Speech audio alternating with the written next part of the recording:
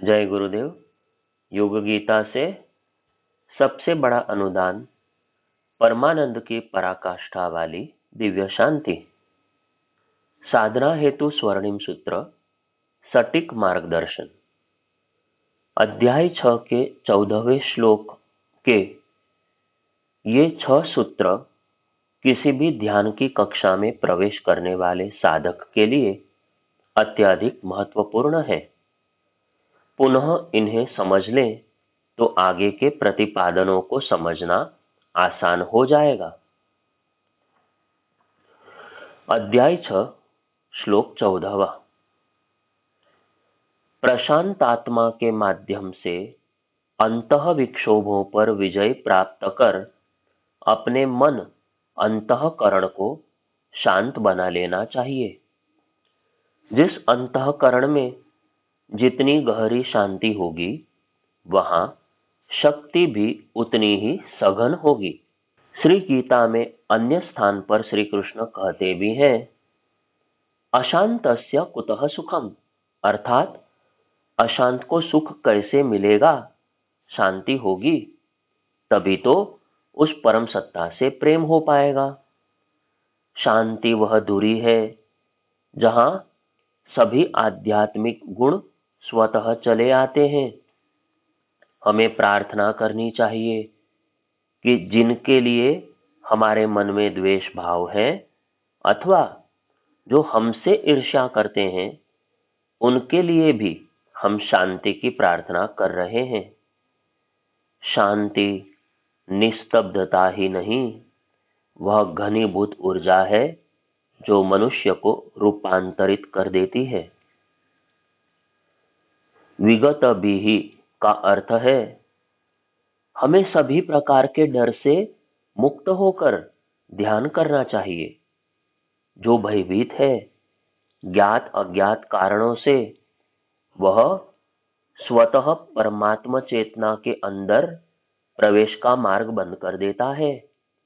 हमें इस संसार में निर्भीक भाव से जीना सीखना चाहिए।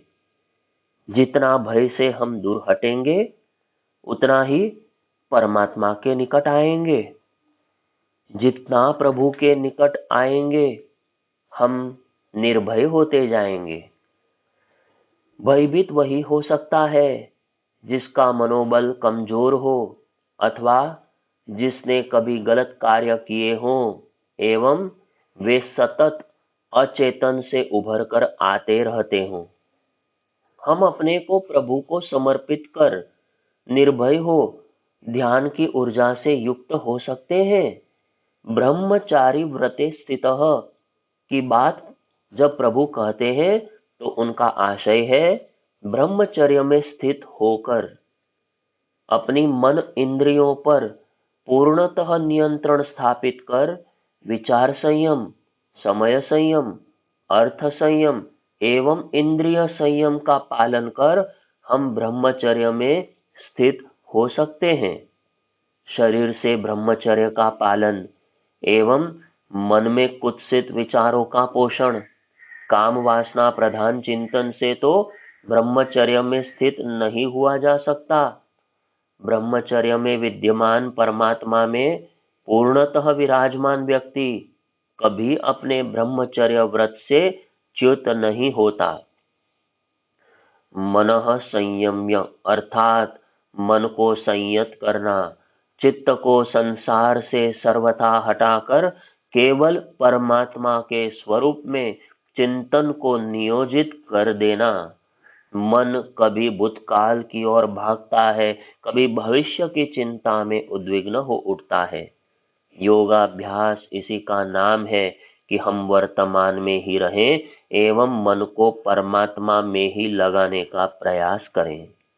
मच्चित्तः कहकर श्री कृष्ण कह रहे हैं, संयमित मन को सच्चिदानंद घन परमात्मा में ही लगाएं। हमारा लक्ष्य हो परमात्मा का चिंतन, न कि संसार का चिंतन। यह संसार तो नष्ट होने वाला है। जिन परमात्मा में हम मन लगा रहे हैं वह सदैव से था, वह आगे भी जिसका अस्तित्व रहने वाला है। हमें सांसारिक वस्तुओं से चिंतन हटाकर मन को उत्कृष्ट चिंतन में आदर्शों के समूह परमात्मा में लगा देना चाहिए। सतत परमात्मा का चिंतन युक्त आसित का भाव है। ध्यानस्थ योगी को सतत सावधान रहना चाहिए। समाहित चित्त होकर ध्यान में बैठना चाहिए। कभी भी इस कार्य में आलस्य, प्रमाद आदि नहीं करना चाहिए। चलते फिरते काम करते हुए भी यह सावधानी रहे कि हमें भगवान से तदाकार तद्रूप होना है, उनका ही चिंतन करना है। हर श्वास में हम परमात्मा को जिए, 24 घंटे योगमय जीवन जिए, चाहे हम एकांत में हो अथवा लौकिक जगत का व्यवहार निभा रहे हो। श्री अरविंद ने कहा भी है, होल लाइफ इज योगा। परम पूज्य गुरुदेव ने कहा है, सारा जीवन, हर श्वास अध्यात्ममय हो, इसके अतिरिक्त और कुछ नहीं। यही है युक्त होकर बैठने का मतलब। मत परह अर्थात मेरे परायण होकर, भगवत परायण होकर बैठे। हमारा लक्ष्य, उद्देश्य, अंतिम ध्येय मात्र भगवान हो और कुछ नहीं। हमारे सभी कर्म भी उन्हीं को समर्पित हो, भगवान के सिवाय और कोई कामना या वासना न हो, यह समर्पण भाव हो तो ही ध्यान लगेगा। यही बात प्रकारांतर से 10वें श्लोक में योगी युंजित सतत आत्मानं रहसि स्थितः के माध्यम से प्रभु पहले भी कह चुके हैं। इसकी व्याख्या भी की जा चुकी है। 6ठे अध्याय के 15वां श्लोक का शब्दार्थ, योगी पुरुष इस प्रकार निरंतर अपने मन को समाहित कर, परमात्मा में लगाकर, संयत मन द्वारा मन पर अधिकार स्थापित कर, मुझ में सम्यक स्थिति वाली मेरी स्वरूपता की प्राप्ति स्वरूप परम निर्वाण की नित्य शांति जो है, उसको प्राप्त हो जाते हैं। इस श्लोक का भावार्थ इस प्रकार हुआ, वश में किए हुए मन वाला योगी इस प्रकार अपनी आत्मा को निरंतर मुझ परमेश्वर के स्वरूप में लगाता हुआ मुझ में स्थित ऐसी शांति को प्राप्त होता है जो परमानंद की पराकाष्ठा रूप है तथा परम निर्वाण मोक्ष में विलीन होती है। सबसे बड़ा अनुदान ऊपर वर्णित 6 सूत्रों को जीवन में उतारने वाले व्यक्ति को सबसे बड़ा अनुदान मिलता है, परमानंद की पराकाष्ठा वाली शांति। यह दिव्य शांति उसी को मिल पाती है जो नियत मानस अर्थात संयत मन वाला होता है तथा युंजन अर्थात परमात्मा में चित्त लगा पाता है।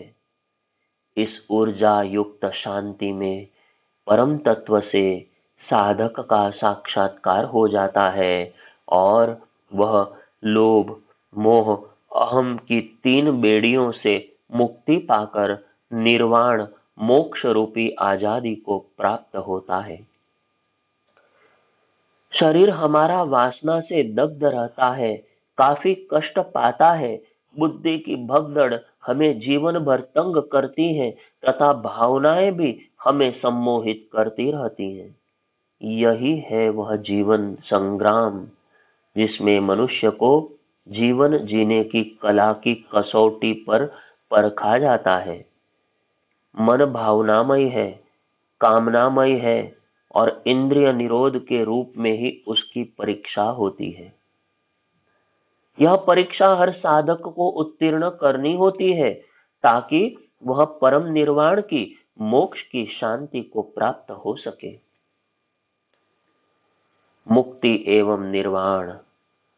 परम पूज्य गुरुदेव मुक्ति के संबंध में कहते हैं, जिस मुक्ति को अध्यात्म क्षेत्र की सबसे बड़ी उपलब्धि माना गया है, वह किसी लोक विशेष में जा बसने जैसी बात नहीं है।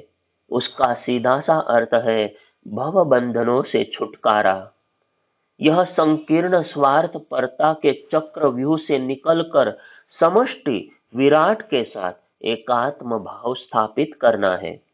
जो इस स्तर पर पहुंचता है वह किसी एक का या कुछ एक का होकर नहीं रहता, वह अपने को सबका और सबको अपना अनुभव करता है। निश्चित ही जिसने अपने को इस स्तर तक विकसित कर लिया, वह सतत परमात्मा सत्ता में ही अधिष्ठित रहेगा एवं निर्वाण रूपी शांति को प्राप्त होगा। इस श्लोक में 6 सूत्र प्रशांतात्मा विगतिभिः ब्रह्मचारी व्रते मनः संयम्य मच्चित्तः मत्परः को जीवन में उतारकर समाहित चित्त के साथ ध्यान में बैठने की फलश्रुति पाने हेतु 2 चरण बताए गए हैं। पहला, इस प्रकार वश में किए हुए मन वाला योगी निरंतर अपने मन को परमात्मा में लगाता है, वहां अपने ध्यान को ले जाकर स्थापित कर देता है। इसकी प्रतिक्रिया दूसरे चरण में बताई गई है, वह मेरी स्वरूपता की प्राप्ति स्वरूप परम निर्वाण की शांति को वह प्राप्त हो जाता है। ये दोनों ही चरण समझने योग्य है। प्राथमिकता है मन का संयम। किसी भी प्रकार की साधना के पथ में बढ़ने वाले योगी को सबसे पहले अपने मन को अपने वश में करना होगा। मनः संयम सबसे पहली प्रायोरिटी है, सर्वाधिक महत्वपूर्ण शर्त है। मनः संयम्य तथा नियत मानसः के माध्यम से 2 ही श्लोकों में क्रमशः 2 बार इस बात को कहकर योगेश्वर श्री कृष्ण ने इस तथ्य की महत्ता प्रतिपादित कर दी है। जिसका मन औरों के वश में है, जो कह दिया वह मान लिया, जो पढ़ लिया या देख लिया उसी में खो गए, वह क्या तो योग कर पाएगा, क्या उसे साध पाएगा। अपना मन हमें नियंत्रित करना सीखना होगा। मन का स्वभाव चंचल है, वह भागेगा, वह ढलान की ओर जाना सरल होने से हमें पतनोन्मुखी प्रवाह की ओर ले चलेगा। सारे जगत की यही रीति है। यही मन कभी हमें काम वासना प्रधान चिंतन में लिप्त कर देगा, कभी शेख चिल्लियों की तरह स्वप्नों में उलझा देगा। कभी भी यह स्थिर नहीं रह सकेगा और ध्यान में सबसे प्रमुख बाधा यही है, तो फिर क्या करें। हमारा आदर्श ईश्वर हो, इसका उपाय प्रभु स्वयं बार बार बताते रहे हैं। अपने मन को, अपनी आत्मा को परमेश्वर के स्वरूप में लगाएं। आदर्शों, श्रेष्ठ वृत्तियों, सद्गुणों के समुच्चय परमात्मा के चिंतन में मन को सदैव निरत रखें। स्वाध्याय द्वारा, स्मरण द्वारा प्रभु कार्यों में लगे रहकर अपने अंदर उनके लिए प्रीति जगाकर हमें परमात्मा सत्ता में मन को नियोजित करने की कला सीखनी चाहिए। परमात्मा साकार भी है, निराकार भी है, ब्रह्म रूप में भी है, पर ब्रह्म की परम चेतना रूप में भी। जो ध्यान हमें रुचता हो वह करते हुए हम निरंतर अपनी चिंतन चेतना को परमात्मा चेतना में स्नान कराते रहे, जरा भी मन भटकने न दे। ध्यान स्वयं अपने आप के साथ किए जाने वाला एक परीक्षण है और हर एक योग पिपासु को, शांति की इच्छा रखने वाले को अपने भीतर ही इसे सफलता पूर्वक पूरा करना होगा। मच्चित्तः मत्परः के द्वारा वे पहले भी 14वें श्लोक में बता चुके हैं कि ध्यान योगी को भगवान कृष्ण के यानी कि परमात्मा के मनमोहन रूप में कल्पित परम ऐश्वर्य रूप परमात्मा के अनंत तत्व में केंद्रित घनीभूत होकर उसे ही अपना परम लक्ष्य मानना चाहिए। वही हमारा एकमेव आदर्श होना चाहिए। ऐसा होने से हमारा लक्ष्य एक ही होगा, प्रभु स्वरूप की प्राप्ति, आदर्शों की प्राप्ति, उन्हें जीवन में उतारने की अभिप्सा और अधिक आकांक्षा। यह जितनी प्रबल होती जाएगी उतनी ही प्रभु मिलन की, मन के योग के सधने की तथा उस अनिर्वचनीय शांति की संभावनाएं बढ़ती जाएंगी जिनकी चर्चा वे स्थान स्थान पर कर चुके हैं। निर्वाण तक ले जाने वाली परम शांति। निर्वाण की ओर ले जाने वाली यह परम शांति तब प्राप्त होती है जब चित्त पूर्णतः संयत हो, कामना मुक्त हो, आत्मा में स्थित हो गया हो। मन और इंद्रियों का सुख तो अशांति की ओर ले जाता है, कभी तृप्त नहीं होता, निरंतर हमें भटकाए रहता है।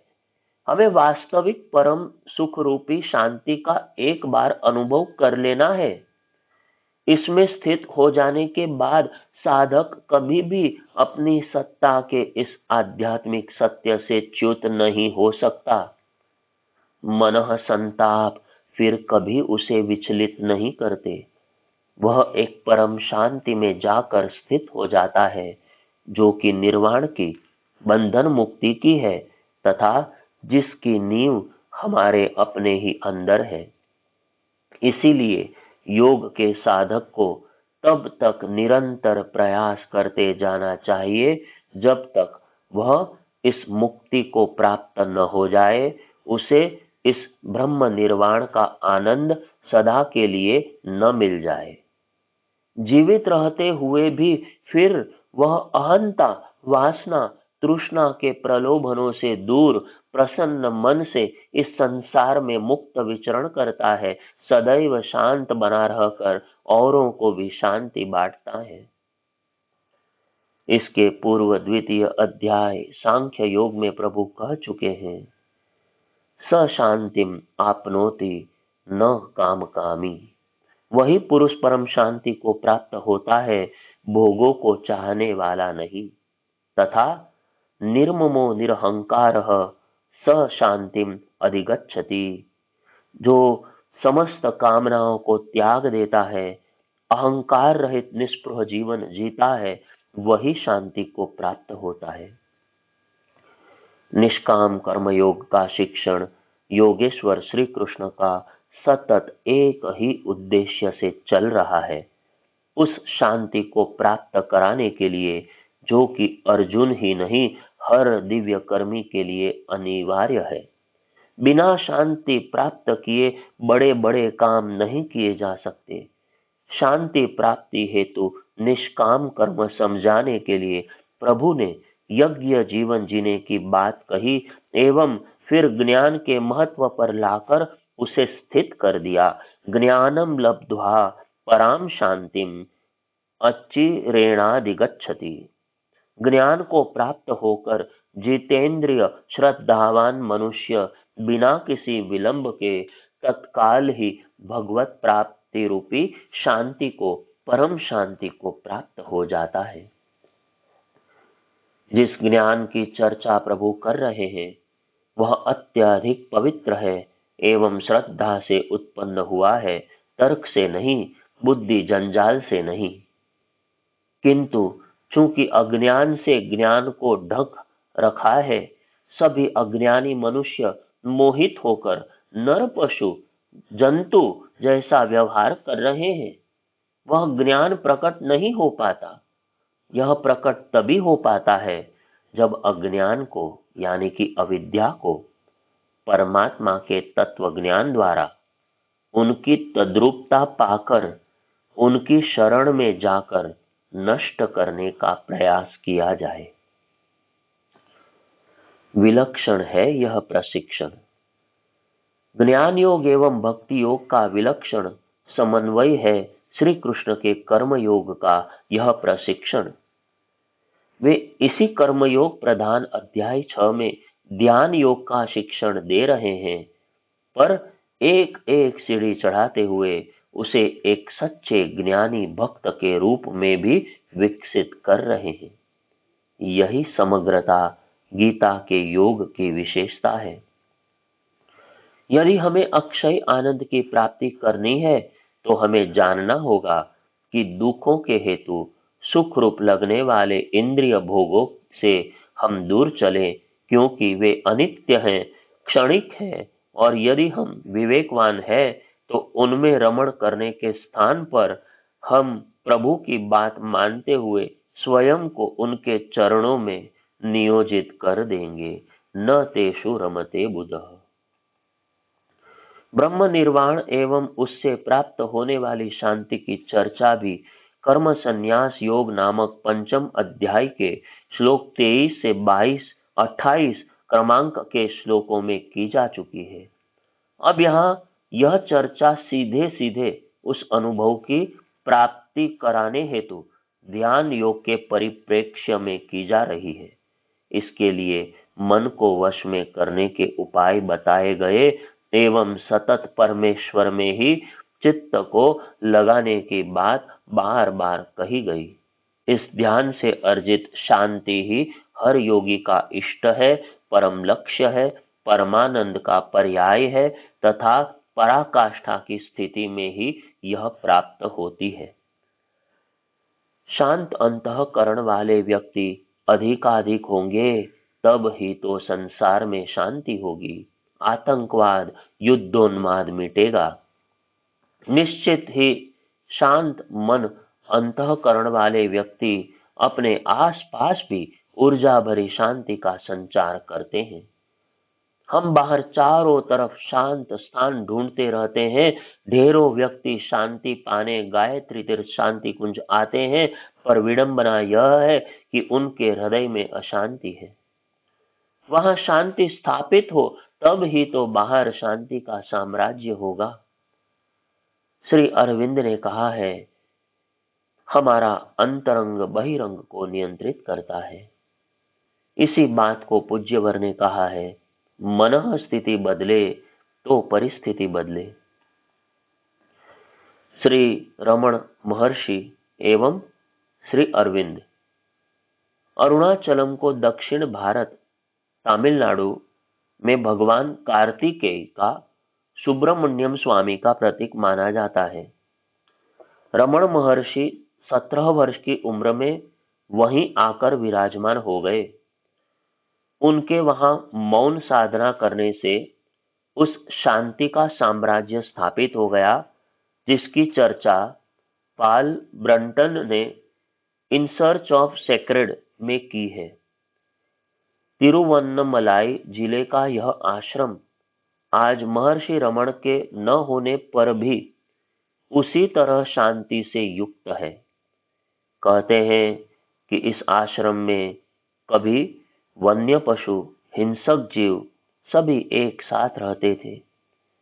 अंदर शांति होने के बाद असाधारण चमत्कार पैदा होता है। श्री अरविंद जिन दिनों पौंडीचेरी में थे, समुद्री तूफानों से सारे भवन हिल उठते थे। एक बार ऐसा तूफान आया, श्री अरविंद कक्ष में ध्यान कर रहे थे। श्री मां भागी भागी आई कि खिड़कियां खुली होंगी, बंद कर दे, पर उनने देखा कि वे सोफे पर ध्यानस्थ थे। समाधि की स्थिति में निरोध वर्ण को सावित्री लिखा रहे थे। बाहर तूफान था, पर श्री अरविंद के कमरे में निस्तब्ध शांति थी। एक भी तिनका उड़ नहीं रहा था। निरोध वर्ण ने बांस में कपड़ा बांधकर खिड़की के बाहर निकाला। देखा कि कक्ष से 10-15 फीट दूरी तक तूफान अप्रभावी था, कपड़ा हिला तक नहीं। यह योगस्थ अनिर्वचनीय शांति से युक्त श्री अरविंद की योग साधना की फलश्रुति थी, प्रत्यक्ष चमत्कार था। हम सब भी इसी तरह की शांति से भर जाएं, सारी जगती के ताप को शांत कर दें, ऐसी साधना हमारी हो, यही योगेश्वर की इच्छा है। आगे की चर्चा कल करेंगे। जय गुरुदेव।